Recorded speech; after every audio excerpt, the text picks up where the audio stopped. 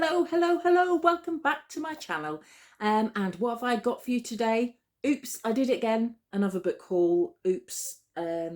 Yes, I've got quite a few more books to share with you to add to my to be read list that I'm quite excited about. And I'd really like to know if you've read any of these books, if you have, what your thoughts are, if there are any other books you'd recommend based on the books that I've picked, any of these that you've really enjoyed, any that you really haven't, any that interest you, let me know in the comments. And if you're a first time watcher of Jen's books, do please subscribe if you're into book recommendations and come along for the ride for my challenge. For those who haven't watched any of my videos before, I decided to set myself a challenge in 2023 to read as many books as I could in the year and record those and share them with you. So at least 100 books. So I'm halfway through my first month. I've read about 20 books. So halfway through my second month, sorry, I lie. And I've read about 20 books so far. So I'm doing quite well. I'm on track. But it's really exciting sharing the process with you and finding out what your thoughts are and what books you've read. So first of all, I'm going to start with a stack from Waterstones. Other bookstores are available, but I got in at the end of the sale and picked up a few more, and also a few other books I couldn't resist that just made their way into my trolley. So first of all, actually, I've got a Valentine's Day present from my partner, The Cloisters. This is one that you'd have to work really hard to avoid at the moment. It seems to be all over the place. I went to go and buy this actually originally and it was sold out.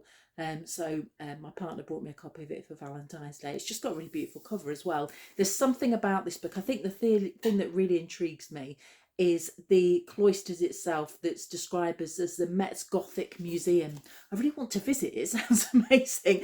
But the blurb says, when Anne Stillwell arrives in New York, she hopes to spend the summer working at the city's Metropolitan Museum of Art. Instead, she is assigned to the Cloisters, the Met's Gothic Museum and garden renowned for its medieval and Renaissance collections. There she is drawn into a small circle of charismatic but enigmatic researchers, each with their own secrets and desires, including the museum's curator, Patrick Rowland, whose obsession is tarot and the possibility of divination. Eager for the approval of her new colleagues, Anne is only too happy to indulge some of their more outlandish theories.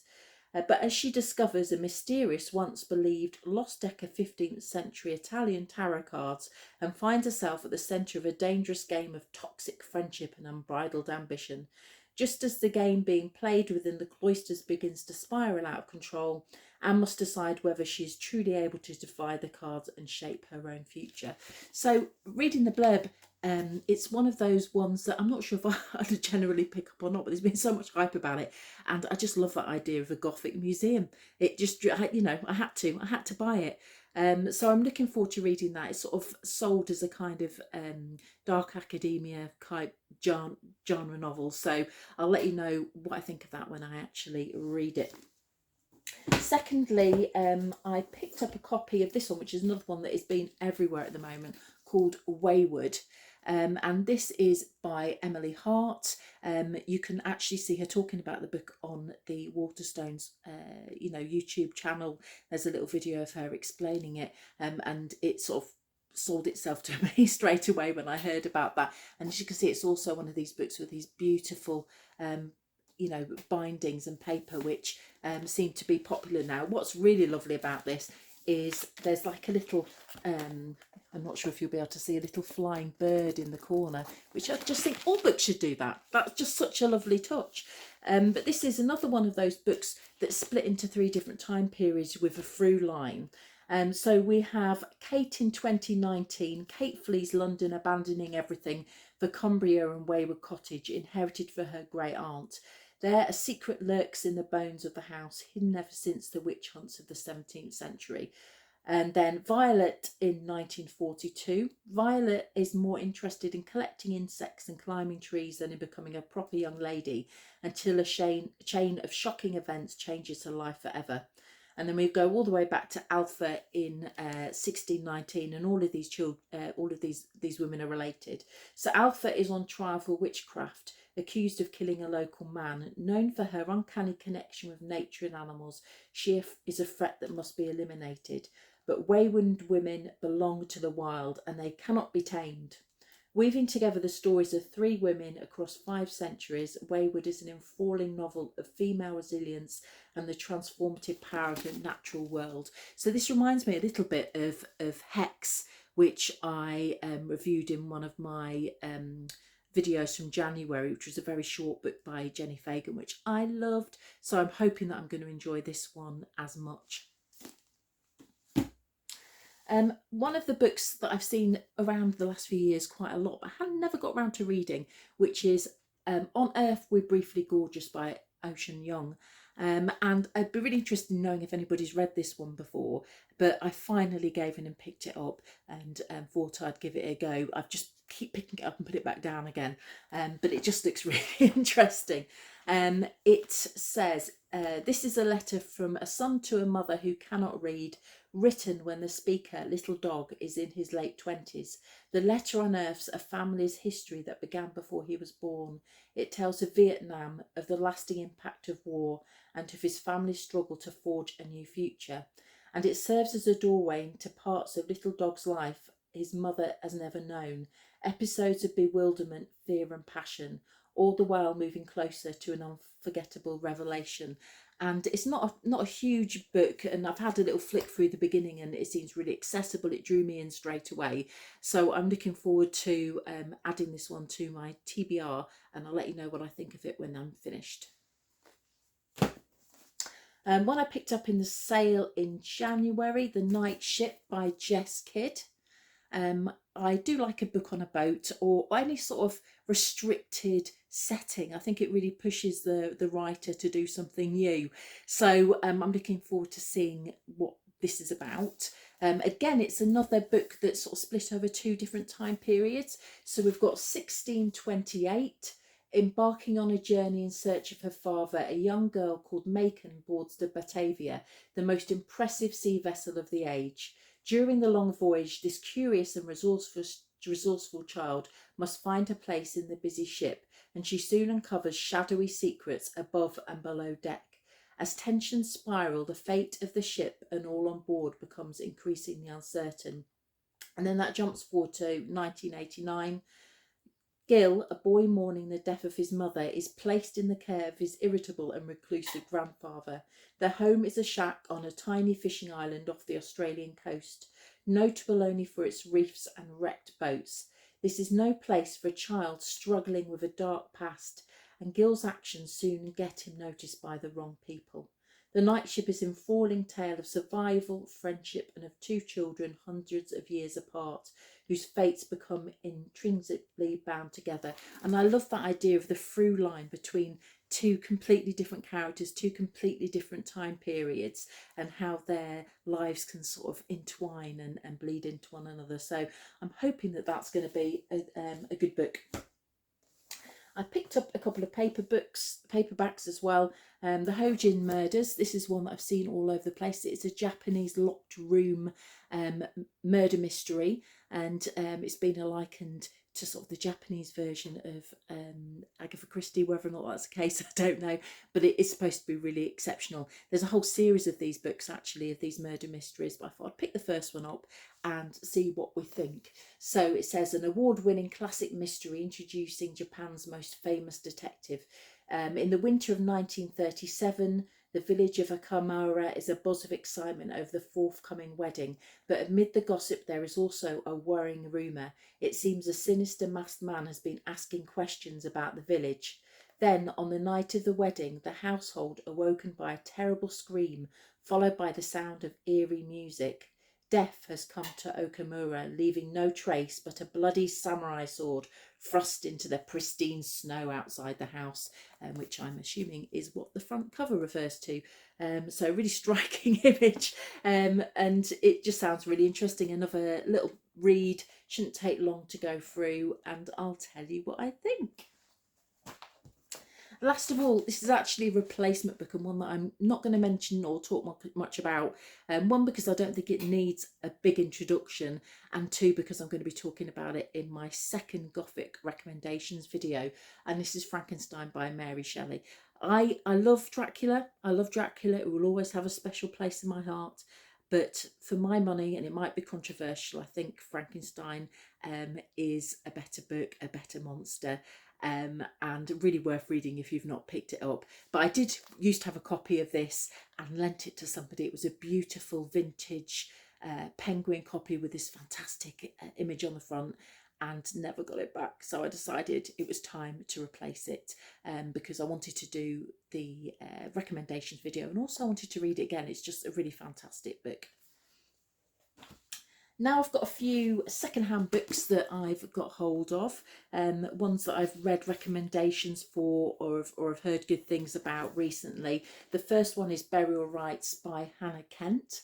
And this was apparently shortlisted for the Guardian First Book Award, and it's described as a Scandinavian crime novel. So not an area I've read a whole lot of, to be honest, but it's supposed to be really good, and I'm looking forward to finding out a bit more about it. So it says on the back, Northern Iceland, 1829, a woman condemned to death for murdering her lover, a family forced to take her in, a priest tasked with absolving her.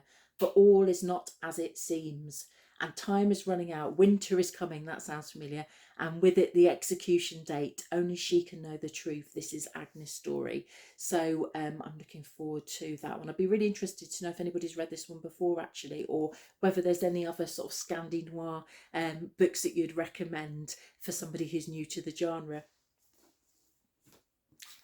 Then we've got The Water Cure by Sophie Mackintosh. This is a dystopian novel. I love the old dystopian novels. If anybody's interested in me doing some recommendations of dystopian novels, let me know.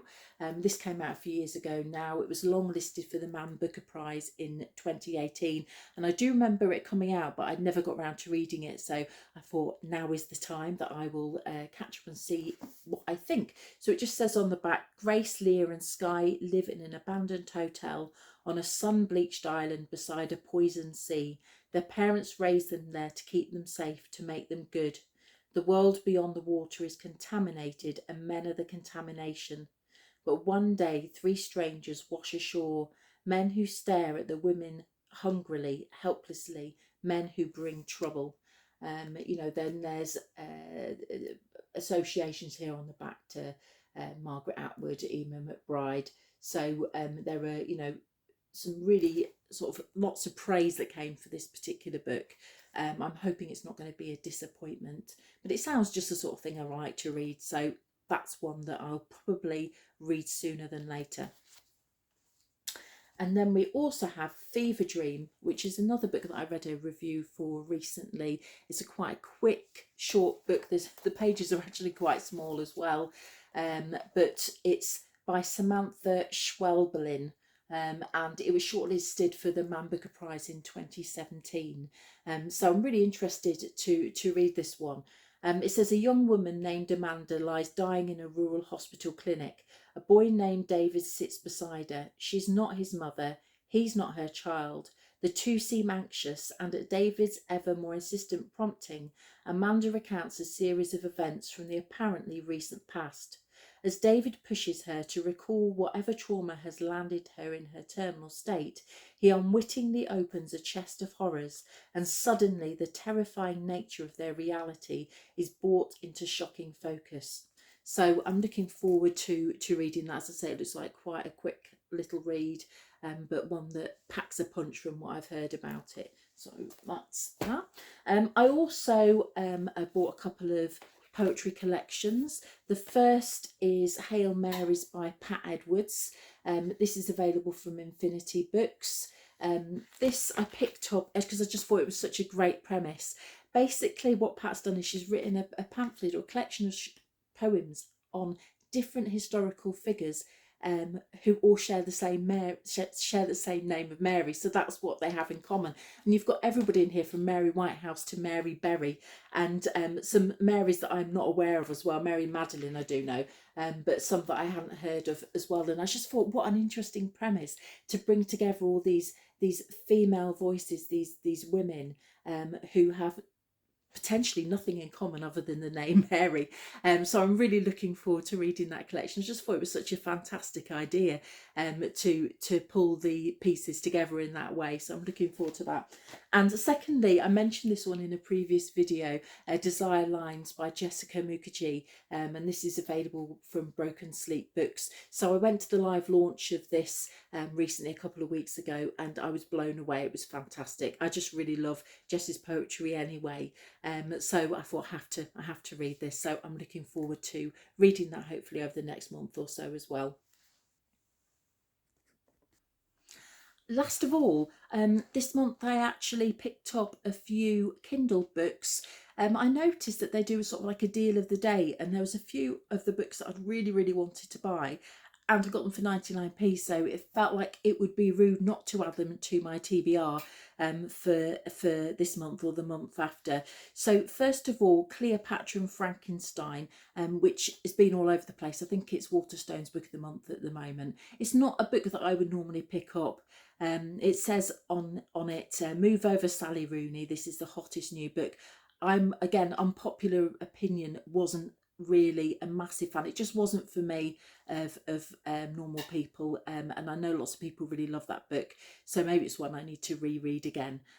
But this sounds quite interesting, and so I thought I'd give it a go for 99p. As I say, it'd be rude not to. It says New York is slipping from Cleo's grasp. Sure, she's at a different party every night, but she barely knows anyone. Her student visa is running out and she doesn't even have money for cigarettes. But then she meets Frank. Frank is 20 years older. Frank's life is full of success and excess, which Cleo's lacks. He offers her the chance to be happy, the freedom to paint, and the opportunity to apply for a green card. She offers him a life imbued with beauty and art, and hopefully a reason to cut back on his drinking. He is everything she needs right now. Cleo and Frank run headfirst into a romance that neither of them can quite keep up with. It reshapes their lives and the lives of those around them. So it sounds quite interesting. It's actually a debut as well, and I'm quite interested in the setting and, you know, hearing about the particular lifestyle that they're living. It sounds like it's probably character driven. So I thought, yeah, I'll give that a go and to let you know what I think. It'd be interesting, as I say, to know if anybody else has read it. And another one I picked up, and you'd have seen this if you've been into the bookstores. One of the reasons I wanted to pick up this book is called Vladimir, by Julia May Jonas, is just for the cover. It's all red in the UK. The cover's all red. It's a woman dressed completely in red. Her face isn't showing, and she just has sort of like a dark bobbed haircut, and her head is against the wall. And I just thought, yeah, we've all felt like that at some point.